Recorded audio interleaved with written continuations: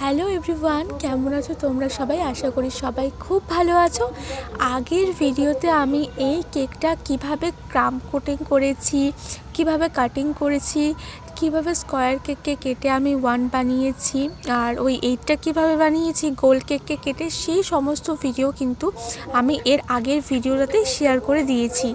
তো আজকে শুধুমাত্র আমি ডিজাইনটা শেয়ার করব। তো যেদিন ডেলিভারি নেওয়ার ছিল সেদিন সকালবেলা আমি এই ডিজাইনটা করি, আর ডিজাইনটা আমি করি দুটো রোজ নজেল দিয়ে, একটা যেটার মুখটা বড় ছিল, একটা ছোট, আর 2D নজেল, 2Dর মতো আরও কিছু নজেল ছিল ছোট বড়, সেই সমস্ত নজেল দিয়ে ডিজাইন করি।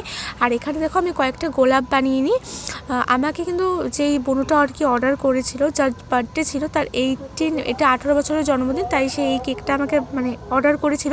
আর সে আমাকে জাস্ট একটা নর্মাল পিকচার দিয়েছিল, ডিজাইন নিয়ে সেরকম কিছু বলেনি।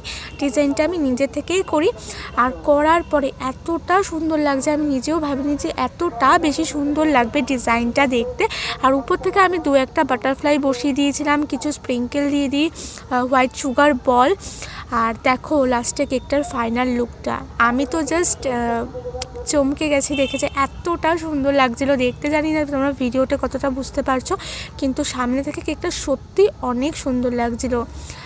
কেমন লাগলো তোমাদের আজকে এই কেকের ভিডিওটা অবশ্যই কমেন্ট করে জানাতে ভুলো না। টাটা।